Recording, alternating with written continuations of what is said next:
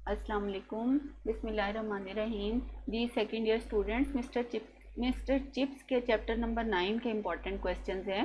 Question number 1 है, what changes did Catherine's death bring in Chips? Catherine की मौत chips के अंदर क्या तब्दीलियां लेकर आई? अच्छा, इसका जो आंसर है ना, ये 4 से 5 सवालों का जवाब है। एक क्वेश्चन ये भी आ सकता है कि उसकी फिजिकल हेल्थ कैसी थी, यानी how was Chips physical health after the death of Catherine. फिर उसके गाउन के बारे में पर्टिकुलरली आ जाता है कि उसका गाउन किस तरह का था, what type of gown did mister Chips wear after the death of his wife.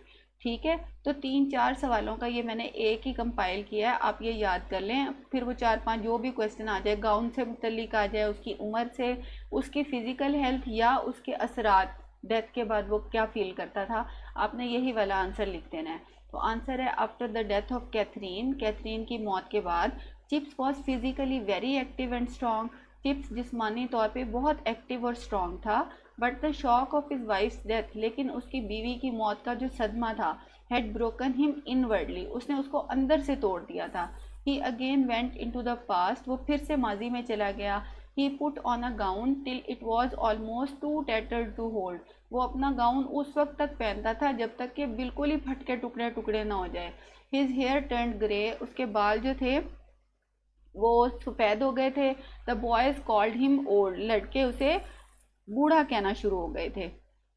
अच्छा, क्वेश्चन नंबर 2 है, how did his house mastership prove useful after the death of his wife, यानी उसकी बीवी की मौत के बाद उसकी हाउस मास्टरशिप कैसे उसके लिए यूजफुल साबित हुई।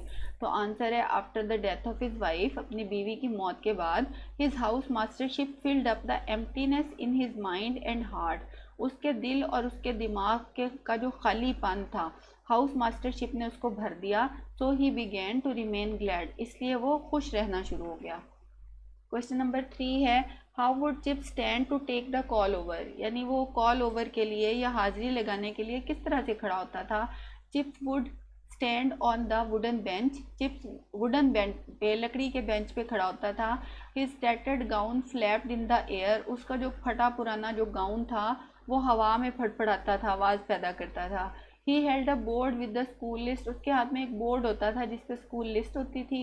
एज ईच बॉय एंटर, जब हर लड़का एंटर होता था, दाखिल होता था, he saluted Chips and spoke his name, वो चिप्स को सलाम करता था और अपना नाम पुकारता था। चिप्स नॉडेड इन रिस्पॉन्स, और चिप्स जो था जवाब में सर हिला देता था। क्वेश्चन नंबर 4 है, what did mister Chips tell mister Lloyd George. अब ये भी 3-4 सवालों का जवाब है, यानी हु वॉज लॉयड जॉर्ज भी आ सकता है, या ये वाला भी आ सकता है, what did mister Chips tell, या what was his joke about Lloyd George. तो ये तीनों सवालों का जवाब है। आंसर है, Lloyd George was the prime minister of Great Britain, Lloyd George Great Britain का, बरतानिया का प्राइम मिनिस्टर था। Mister Chips told mister Lloyd George that he had improve, mister Chips ने मिस्टर लॉयड जॉर्ज को कहा था कि वो इम्प्रूव हो गया, काफ़ी बेहतर हो गया है। That is he had not impressed him as a young man, यानी इसका मतलब ये है कि उसने जब वो यंग था उसको ज़्यादा, मिस्टर चिप्स को ज़्यादा इम्प्रेस नहीं किया था। क्वेश्चन नंबर 5 है, who were the Boers and what was his view about them. Boers कौन थे और उसका, मिस्टर चिप्स का, उनके बारे में क्या ख्याल था।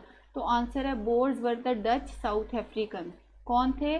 डच साउथ अफ्रीकन थे, साउथ अफ्रीका में रहने वाले जो डच थे। ही वॉज नॉट, हॉलैंड से ताल्लुक़ रखने वाले डच होते हैं जो हॉलैंड से ताल्लुक़ रखते हैं। He was not a pro bore, वो प्रो बोर नहीं था, यानी बोर्स का हिमायती नहीं था। But he was not in favour of those, लेकिन वो उन लोगों को भी फेवर नहीं करता था हु कंडेम्ड देम बिटरली, जो इन पे बुरी तरह तनकीद करते थे, सख्त तनकीद करते थे।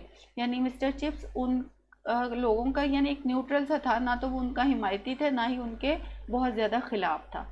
ठीक है, तो आपने इस सारे के सारे याद कर लेने हैं। Thank you.